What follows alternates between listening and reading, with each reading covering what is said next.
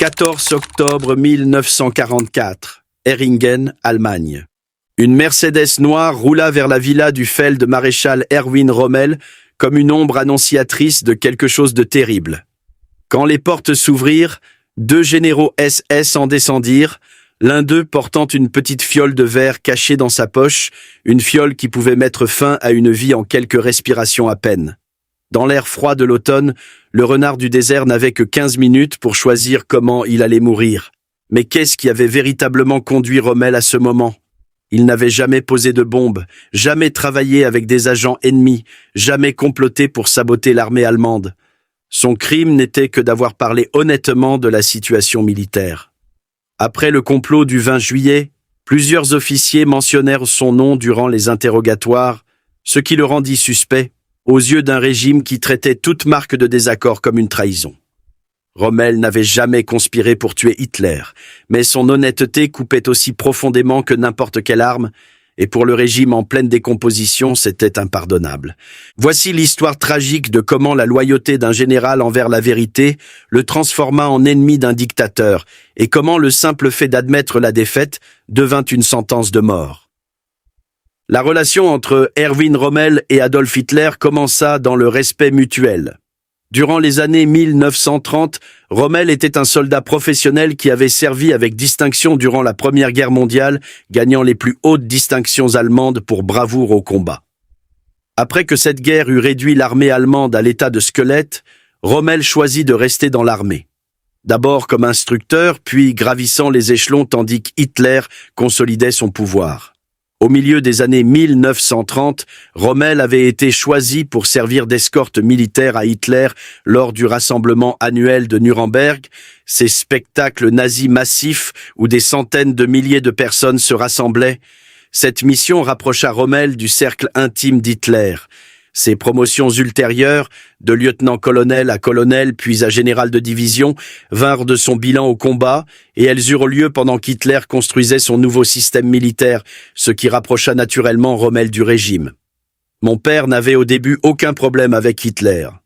Manfred Rommel se souviendrait plus tard de ses premières années où la carrière de son père montait et où l'Allemagne semblait retrouver sa fierté. Le 1er septembre 1939 changea tout. Les forces allemandes envahirent la Pologne, déclenchant la Seconde Guerre mondiale. En 1940, Hitler donna à Rommel le commandement de la 7e Panzerdivision. Rommel mena ses chars à travers la France avec une telle vitesse et une telle agressivité que la division gagna le surnom de « division fantôme », apparaissant partout, frappant fort, poussant jusqu'à la Manche dans une campagne qui stupéfia l'Europe. En février 1941, Rommel fut promu lieutenant-général. Puis vint la mission qui allait le rendre légendaire, le commandement de l'Afrika Korps en Afrique du Nord. Avant son départ, Rommel rencontra Hitler au quartier général du Führer. La rencontre fut cordiale et professionnelle. Les deux hommes avaient été soldats de combat durant la Première Guerre mondiale, créant un lien qui semblait indestructible. La relation de Rommel avec Hitler, avant que Rommel ne soit envoyé en Afrique du Nord avec l'Afrika Korps, était très nettement celle d'un supérieur avec un subordonné. Les historiens noteraient que dans les premières années, Rommel acceptait l'autorité d'Hitler sans poser de questions. Mais après 1942, il commença à contester des ordres qui n'avaient plus de sens. Et la distance entre eux s'élargit lentement. Chez lui, à Heringen, le jeune Manfred regardait son père se préparer pour la guerre, se demandant s'il le reverrait. Erwin Rommel n'hésitait jamais à parler avec son fils, partageant ses pensées sur le devoir et donnant des conseils paternels avant de se diriger vers le danger. Rommel devint un favori d'Hitler dès le tout début. Ceux qui étaient proches des deux hommes observèrent, le Führer faisait confiance à ce général qui comprenait le combat de première main, qui menait depuis le front plutôt que de pousser des épingles sur des cartes. Au début de 1941, alors que Rommel se dirigeait vers le sud en direction des déserts africains, l'avenir semblait radieux. L'Allemagne gagnait. La vision d'Hitler semblait justifiée, et Erwin Rommel était sur le point de devenir l'un des commandants les plus célèbres de la guerre. Les doutes réels n'apparaîtraient que quelques années plus tard, quand Rommel vit Hitler s'immiscer de plus en plus dans les décisions sur le champ de bataille et donner des ordres qui ne correspondaient plus à la réalité. Le soleil nord-africain tapait tandis que Rommel se tenait dans la tourelle de son char de commandement, ses jumelles scrutant les positions britanniques. C'était son style de leadership. Au front, là où il pouvait voir le champ de bataille lui-même, où les soldats pouvaient le voir partager leurs dangers. C'était février 1941 et l'Africa Corps s'apprêtait à donner aux Britanniques de dures leçons sur la guerre blindée allemande. Ce que Rommel ne savait pas, c'est que les décrypteurs britanniques avaient cassé le système de chiffrement Enigma allemand. Les décrypteurs britanniques étaient capables de lire de nombreux signaux allemands, mais pas en temps réel, et parfois les messages arrivaient trop tard pour donner un avantage clair. Les experts allemands avaient cru qu'Enigma mettrait des années à être cassé. Ils avaient tort. « Mon père ne l'a jamais cru », dirait Manfred, qu'un code aussi difficile puisse être cassé. Pourtant, l'avantage britannique se révéla moins décisif que prévu. Quand des ordres arrivèrent de Berlin que Rommel n'aimait pas, il les ignorait simplement, improvisant en fonction des conditions sur le champ de bataille. Rommel ignorait parfois les ordres de Berlin. Mais le renseignement ultra aidait néanmoins les Britanniques à comprendre les problèmes de ravitaillement allemand et les plans opérationnels plus vastes. L'erreur est qu'en temps de guerre, toute supposition ou présomption que vous faites sur les capacités ennemies peut s'avérer fausse.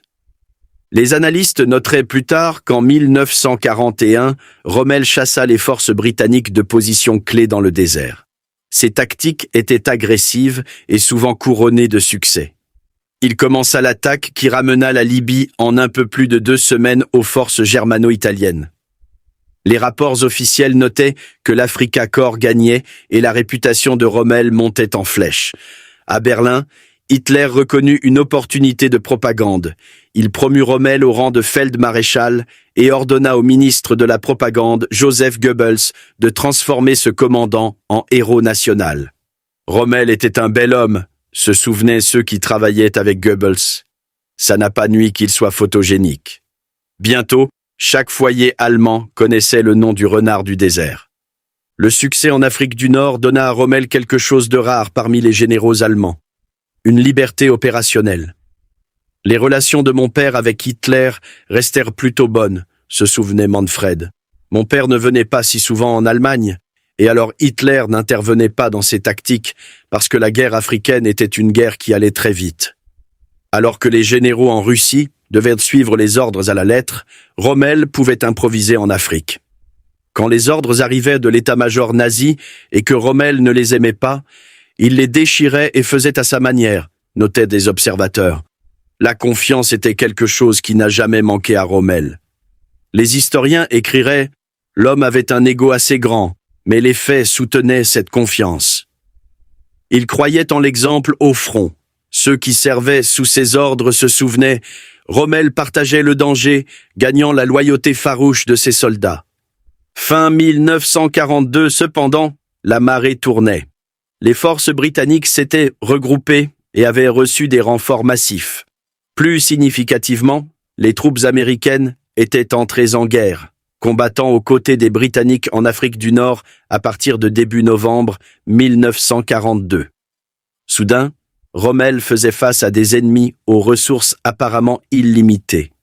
Chars, munitions, carburant, tout affluait vers les Alliés en quantité qui rendait les approvisionnements allemands pitoyables. Rommel envoya des demandes urgentes à Berlin pour des renforts et des fournitures.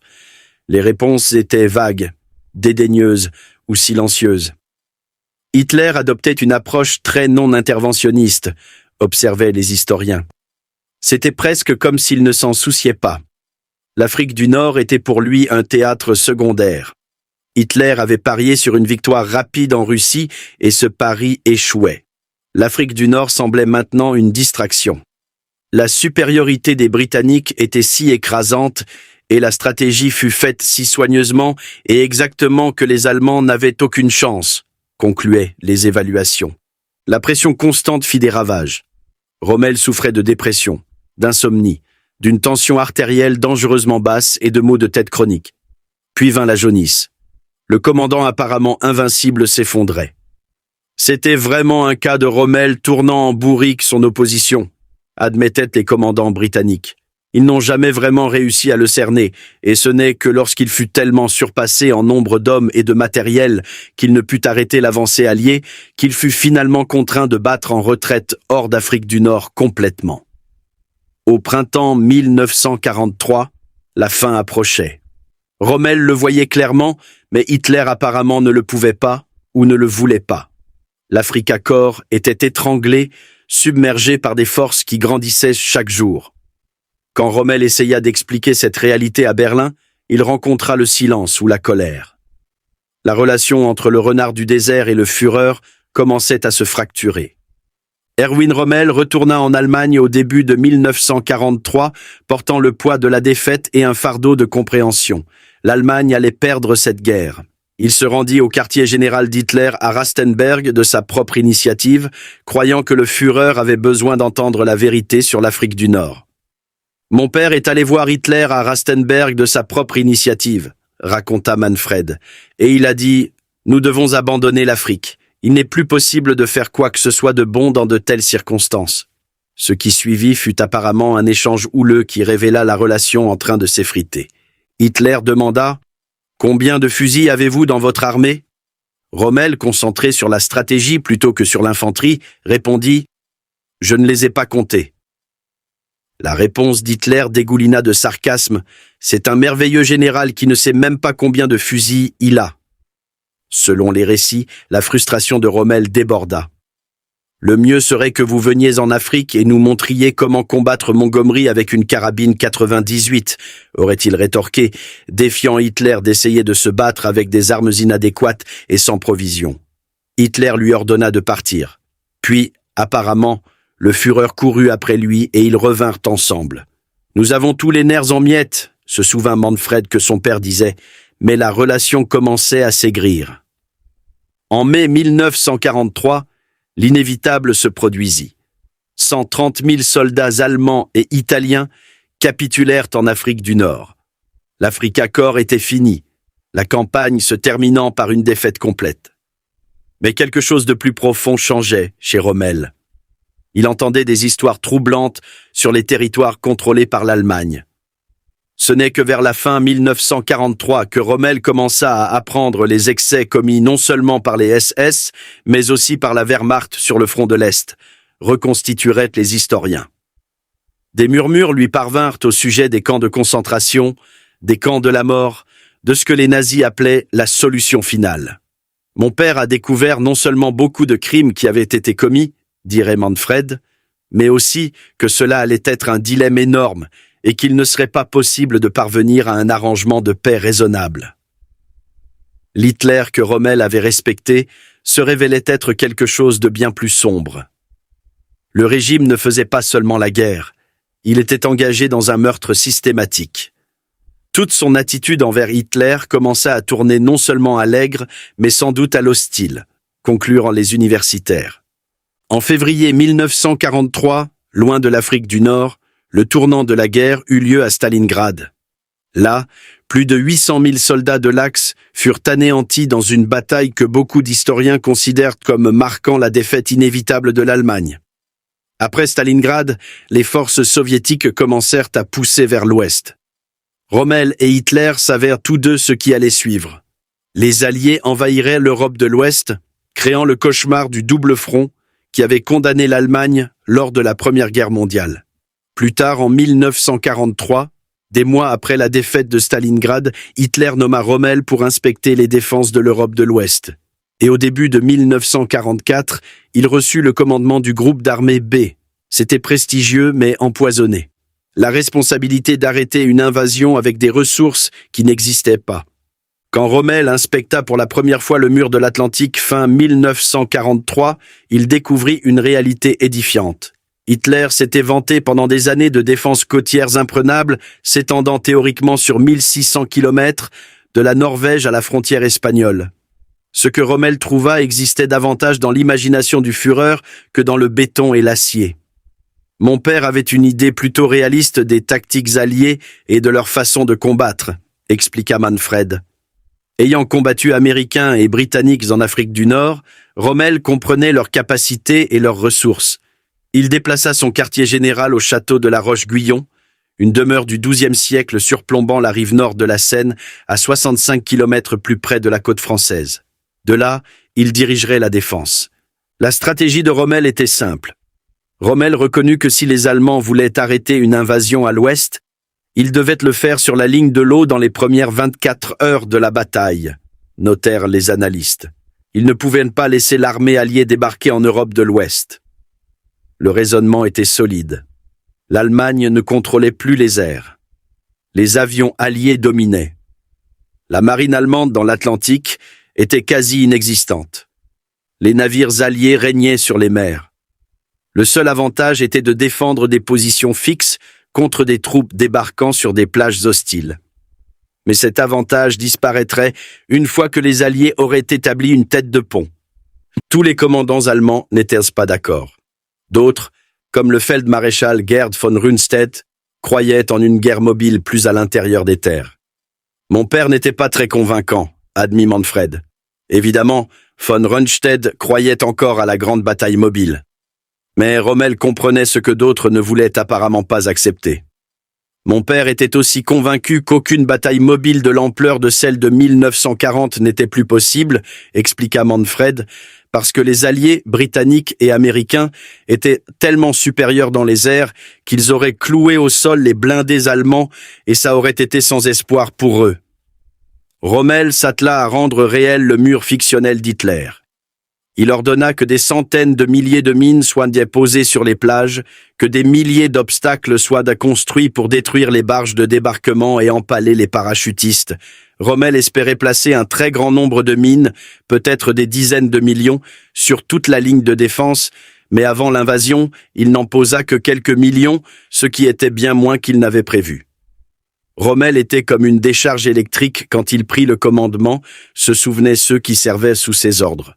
Il voyageait constamment, inspectant les côtes, dessinant des conceptions d'obstacles, exigeant de l'action. Il fit lui-même beaucoup de fortifications, beaucoup d'initiatives et aussi d'imagination. Mais une question cruciale demeurait, où les Alliés attaqueraient-ils ? La logique suggérait le pas de Calais, à seulement 30 km de l'Angleterre à travers la Manche. Hitler croyait que le Calais était la cible. Rommel était initialement d'accord. Aucun des deux ne savait qu'ils étaient trompés. Les Alliés avaient créé l'opération Fortitude, l'une des déceptions militaires les plus élaborées de l'histoire. Dans le sud-est de l'Angleterre, en face du Calais, ils construisirent une armée factice, des chars gonflables, des avions leurres, un trafic radio fictif, créant l'impression de forces massives se préparant à envahir le Calais. L'une des grandes histoires de la Seconde Guerre mondiale qui est mal connue à ce jour est l'opération Fortitude, s'émerveilleraient les historiens. Et les Allemands n'avaient aucun moyen de savoir si c'était vrai ou pas. C'était à sa manière tout aussi complexe et détaillé et exigeait un aussi grand degré de précision que les débarquements Overlord en Normandie. La résistance française soutint l'effort de tromperie, mais la plupart des fausses informations qui parvinrent au service de renseignement allemand venaient d'agents doubles contrôlés par les Britanniques qui orientaient les Allemands vers le Calais. Les activités de la résistance française étaient soigneusement coordonnées avec fortitude pour créer à nouveau l'impression que les débarquements allaient avoir lieu dans le pas de Calais. Les archives montrèrent qu'Hitler devint fortement convaincu que le Calais était la véritable cible de l'invasion, et cette croyance lui fit négliger le danger qui se construisait en Normandie. Rommel renforça le Calais, mais aussi la Normandie, y ajoutant la 352e division d'infanterie allemande aguerrie au combat. Quelque chose dans la situation le tracassait. Mon père était absolument certain que l'Allemagne ne pouvait plus gagner aucune guerre, se souvint Manfred. En 1944, Rommel savait que la guerre était perdue. Il espérait qu'en rendant l'invasion suffisamment coûteuse, il pourrait convaincre Hitler de chercher la paix avant la destruction complète de l'Allemagne. C'était un mince espoir, mais c'était tout ce qu'il avait. Alors que juin 1944 approchait, Rommel continua inspection et entraînement, poussant dur parce que le temps manquait. La météo de la Manche en juin était notoirement mauvaise. Sûrement les Alliés attendraient de meilleures conditions. Rommel avait fait tout ce qui était possible dans des circonstances impossibles. Le mur de l'Atlantique était réel maintenant, mortel et en attente. Ce qui arriva ensuite prouverait à la fois sa perspicacité stratégique et son incapacité à changer le cours de la guerre. Vers 7 heures du matin, le 6 juin 1944, le téléphone sonna dans la villa de Rommel à Heringen, annonçant que l'invasion alliée avait commencé. La nouvelle était claire. Les Alliés débarquaient en Normandie. Il faut 24 heures ensuite pour savoir ce qui se passait, se rappela Manfred. Le moment était cruel et ironique. De tous les jours, les Alliés avaient choisi un jour où le Feldmaréchal Rommel n'était pas en France. Il était à 500 kilomètres de là pour 2 raisons. Le 50e anniversaire de Lucie et une confrontation prévue avec Hitler au sujet de la situation militaire qui s'effondrait. Il avait l'intention d'aller voir Hitler et de lui dire encore une fois ce que cela signifierait si la Normandie était tombée, expliqua Manfred. Les premiers jours de juin avaient apporté un très mauvais temps selon les prévisions allemandes, donc beaucoup d'officiers croyaient qu'une invasion était peu probable durant cette période. Le temps sur la Manche était terrible. Vent violent, forte pluie, mer agitée. Il fut très surpris, dit Manfred, parce que les experts navals allemands insistaient qu'aucun débarquement n'était possible. Pourtant, les météorologues alliés repérèrent une brève fenêtre météo. Eisenhower prit ce qui semblait une décision risquée. Il dit « Go ». Et l'endroit, la Normandie, pas le Calais. L'opération Fortitude avait fonctionné. Les forces allemandes restèrent concentrées au Calais, attendant une invasion qui ne vint jamais. Ce matin-là, des milliers d'avions et de navires alliés s'approchèrent de la Normandie. La réponse allemande fut la confusion.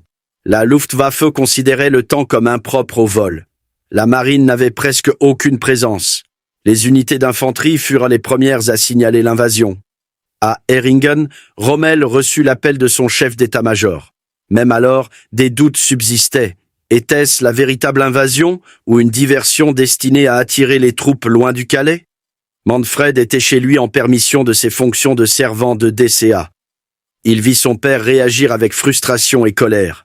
Il dit « Je voudrais être en France ».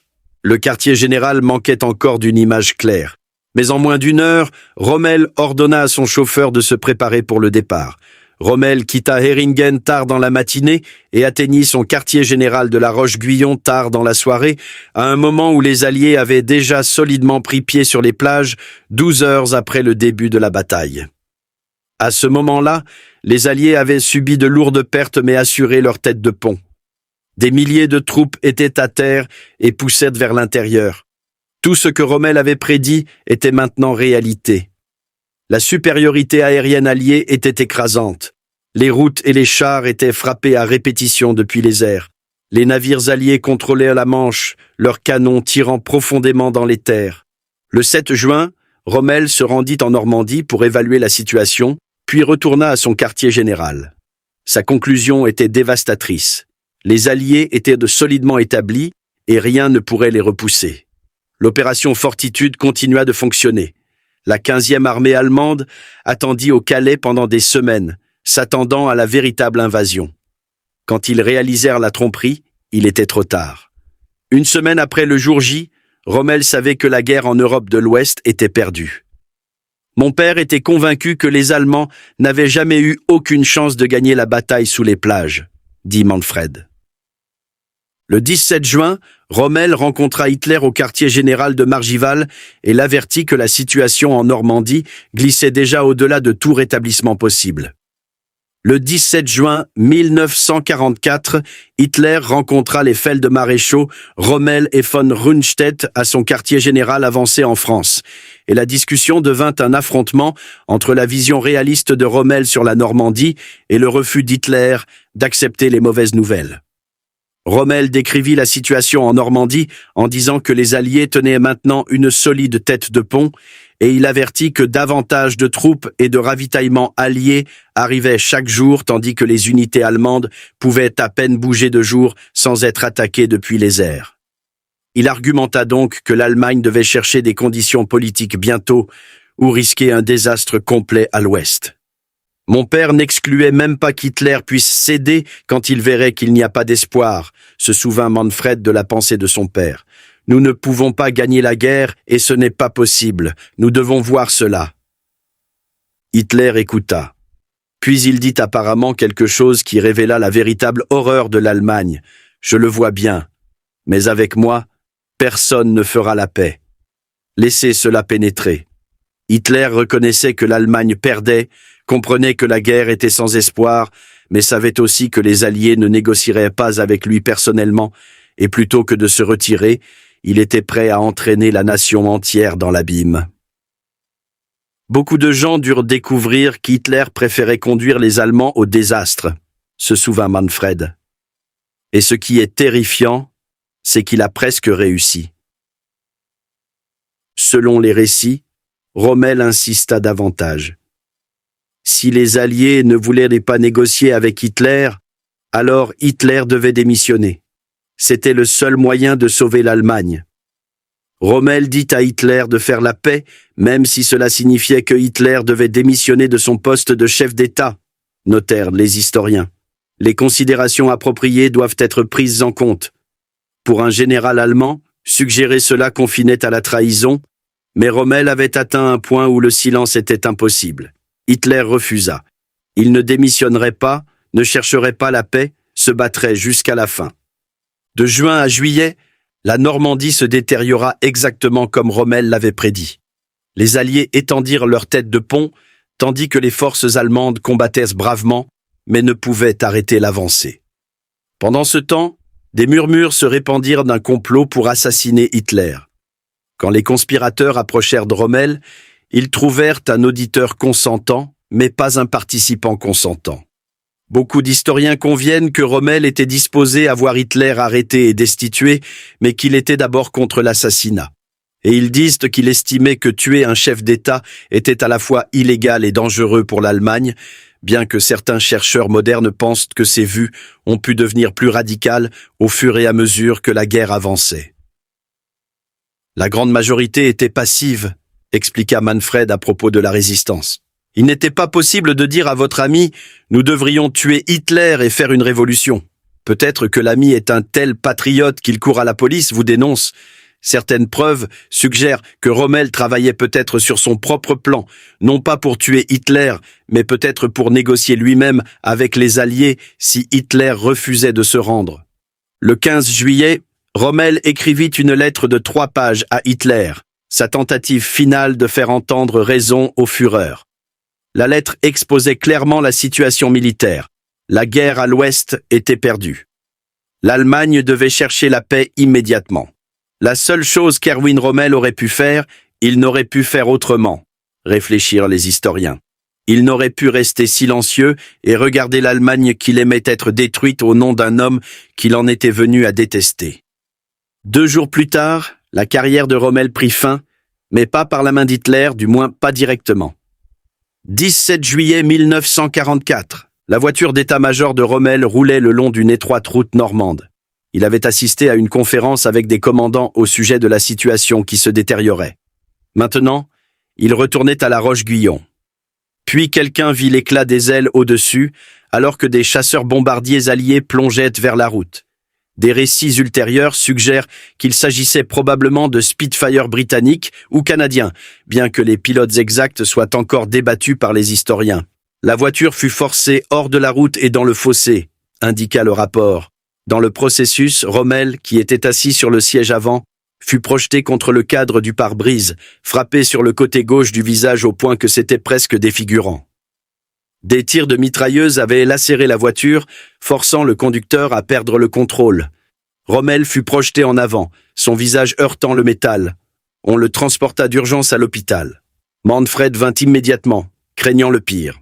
« J'ai d'abord supposé qu'il mourrait dans la nuit », se souvint-il.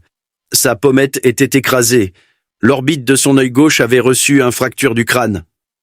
D'une manière ou d'une autre, Rommel survécut. « Mon père survécut », dit Manfred. Et ce fut la fin de sa carrière militaire. Les dégâts étaient étendus. Côté gauche du visage fracassé, une orbite fracturée, le crâne fêlé. Les dégâts à la tête et au visage de Rommel étaient sévères et le laissèrent souffrant. Mais des témoins dirent plus tard qu'il resta mentalement clair et alerte, même si les blessures le forcèrent à quitter le front et mirent fin à son commandement actif. Rommel ne commanderait plus jamais de troupes. Il fut relevé pour raisons médicales et renvoyé chez lui à Heringen pour se rétablir. Certains témoins affirmèrent plus tard que Rommel pensait à utiliser sa position à l'ouest pour ouvrir des pourparlers de paix avec les Alliés si Hitler refusait d'agir. Et plusieurs historiens croient qu'il se dirigeait dans cette direction. Mais il n'y a pas de preuve claire qu'un plan de reddition concret était déjà en place quand il fut blessé le 17 juillet. Si de tels plans existaient, ils moururent sur cette route française. 3 jours plus tard, le 20 juillet, le complot visant à assassiner Hitler atteignit son paroxysme violent au quartier général de la Tanière du Loup d'Hitler. Une bombe explosa dans la salle de conférence. Plusieurs moururent, mais Hitler émergea blessé mais vivant.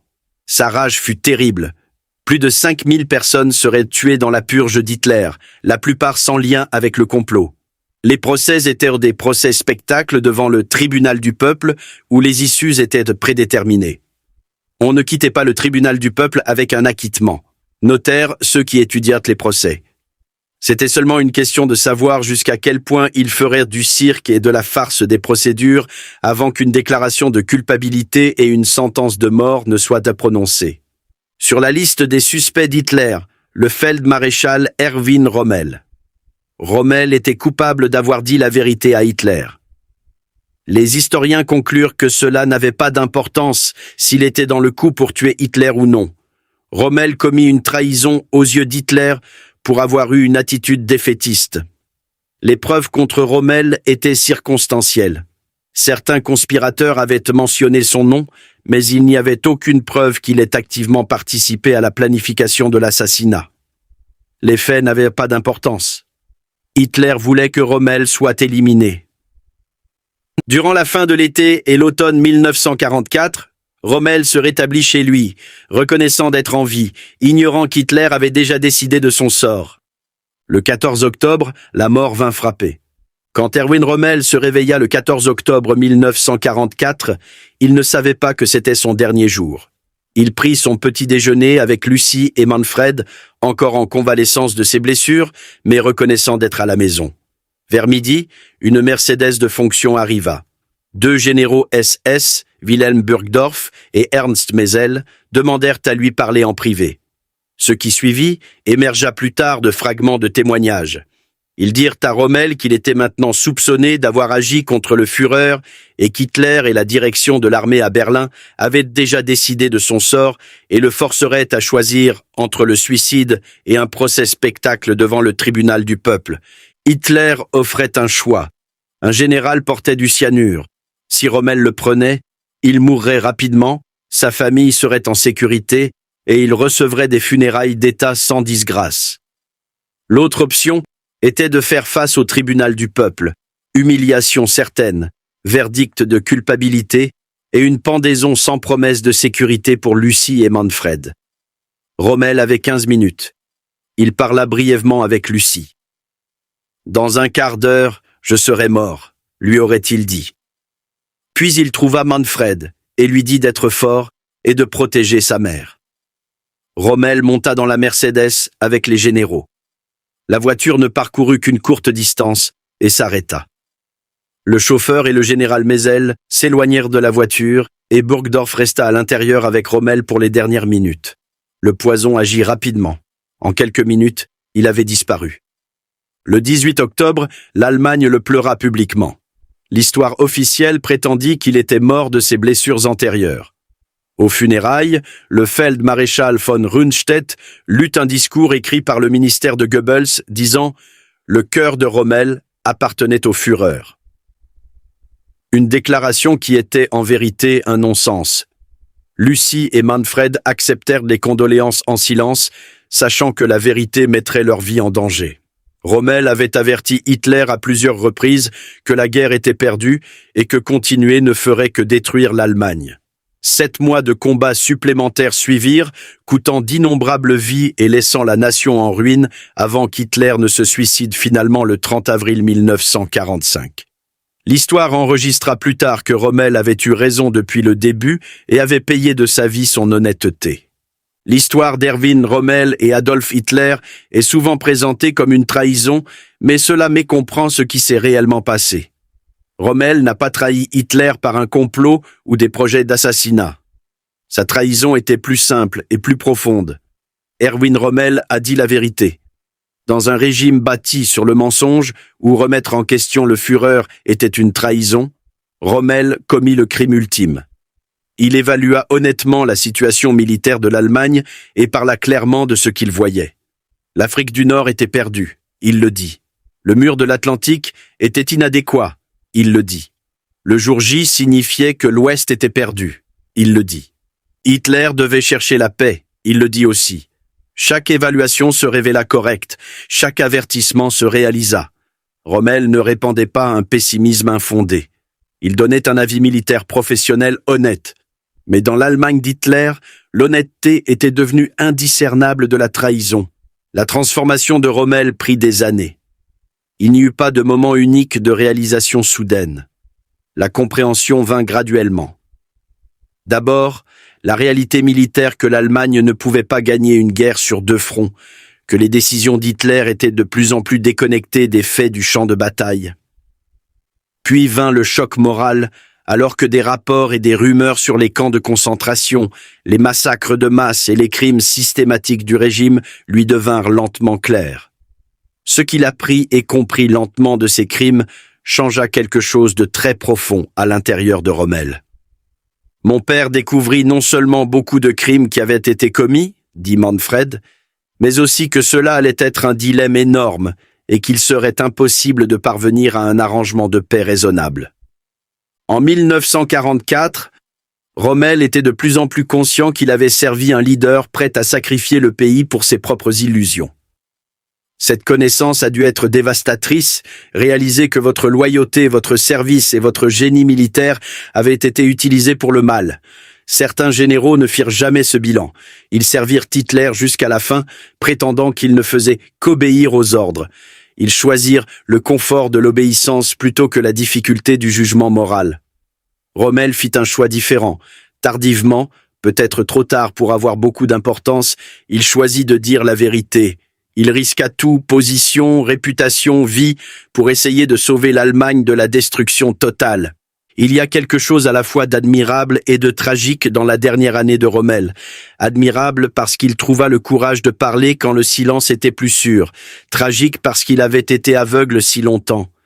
Parce que son éveil vint trop tard pour changer les issues. Mais il parla. Cela compte. Dans un système conçu pour écraser la dissidence, où la vérité pouvait signifier la mort, Rommel choisit l'honnêteté plutôt que la sécurité. La guerre ne concernait plus l'Allemagne, notèrent les observateurs.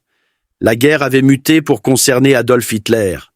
Hitler ne travaillait plus pour le bien général de l'Allemagne. Il utilisait l'Allemagne pour se préserver lui-même. C'était la véritable trahison. Non pas l'honnêteté de Rommel, mais l'égoïsme d'Hitler. Le Führer préférait voir l'Allemagne détruite plutôt que d'admettre la défaite. Il préférait des millions de morts supplémentaires à l'abandon du pouvoir. Quand son général le plus célèbre le lui fit remarquer, Hitler le fit tuer. La méthode révèle tout sur les derniers jours du régime nazi. Hitler ne pouvait pas se permettre un procès public de Rommel. Le Feldmaréchal était trop populaire, son bilan trop impressionnant. Un procès donnerait à Rommel une tribune pour parler de pourquoi l'Allemagne avait perdu, des échecs stratégiques d'Hitler. Alors Hitler offrit la fiole de cyanure et la promesse de funérailles d'État. Rommel prit le poison pour protéger sa famille. Il mourut pour sauver Lucie et Manfred de la vengeance de la Gestapo. Les funérailles d'État qui suivirent furent de la propagande. Le discours de von Rundstedt sur le cœur de Rommel appartenant à Hitler était un mensonge, et tout le monde au haut niveau le savait. Mais maintenir la fiction était important. L'Allemagne avait besoin de croire que tous les héros soutenaient Hitler. 7 mois plus tard, avec les soldats soviétiques dans les rues de Berlin, Hitler reconnut enfin ce que Rommel disait depuis 1943. La guerre était perdue. Mais au lieu de se rendre pour sauver ce qui restait, Hitler se suicida et laissa l'Allemagne faire face aux conséquences de ses décisions catastrophiques. La leçon plus large s'étend au-delà d'un général et d'un dictateur. Il s'agit de ce qui arrive quand le professionnalisme militaire confronte le fanatisme politique. De systèmes qui punissent l'honnêteté et récompensent l'obéissance, quelles qu'en soient les conséquences, du dilemme éternel de l'officier. Quand servir son pays exige-t-il de désobéir au leader qui prétend l'incarner? Rommel lutta avec ces questions. Sa réponse vint tard, mais elle vint. Il choisit la vérité plutôt que la loyauté envers Hitler, choisit l'Allemagne plutôt que le Führer. Il paya le prix ultime. Alors que les feuilles d'automne tombaient autour d'Heringen le 14 octobre 1944, alors qu'une Mercedes noire emportait un général condamné à la mort, une chose devint claire. Dans l'Allemagne nazie, le plus grand crime n'était pas la trahison contre l'État. C'était dire la vérité au pouvoir, regarder la réalité honnêtement et refuser de prétendre que l'illusion était la sagesse. Erwin Rommel trahit Hitler par son honnêteté. Pour cette honnêteté, pour avoir refusé de participer à la fiction confortable que l'Allemagne pouvait encore gagner, pour avoir insisté pour parler clairement des faits militaires, il fut assassiné par le régime qui l'avait servi. L'histoire justifia chaque mot qu'il prononça. Chaque avertissement se révéla exact. Le renard du désert vit clairement l'avenir tandis qu'Hitler vivait dans le fantasme. Mais la justification vint trop tard. La fiole de cyanure, la mort silencieuse sur une route de campagne, les funérailles d'État bâties sur des mensonges. C'est ainsi que l'Allemagne nazie traita l'un de ses plus grands généraux quand il osa dire la vérité. La dernière bataille de Rommel ne fut pas menée avec des chars. Elle fut menée avec des mots, avec des rapports, avec des lettres suppliant Hitler d'être raisonnable. Il perdit cette bataille. Mais en perdant, il préserva quelque chose d'important. Son intégrité, son refus de participer aux mensonges qui consumaient l'Allemagne. Le renard du désert mourut non pas comme un traître, mais comme l'un des rares généraux allemands disposés à parler clairement de la réalité. Dans l'Allemagne d'Hitler, cela le rendit dangereux. Dans le jugement de l'histoire, cela le rend tragique. Un soldat professionnel qui s'éveilla trop tard à la nature du régime, mais trouva le courage de dire la vérité quand cette vérité pouvait tout coûter. Et cela coûta tout. Mais dans ces derniers mois de 1944, Rommel fit face à la mort sachant qu'il avait essayé de sauver son pays des illusions d'un fou. Hitler le tua pour cela. Mais la vérité que Rommel avait dite leur survécut à tous deux. Si vous avez trouvé cette histoire de courage face à la tyrannie captivante, veuillez vous abonner à notre chaîne pour plus d'histoires inédites de l'histoire. Appuyez sur ce bouton d'abonnement et la cloche de notification pour ne jamais manquer une autre plongée profonde dans le passé. Nous explorons les histoires humaines derrière les livres d'histoire, les moments où des gens ordinaires ont fait face à des choix extraordinaires, quand la vérité est entrée en collision avec le pouvoir, et quand élever la voix signifiait tout risquer.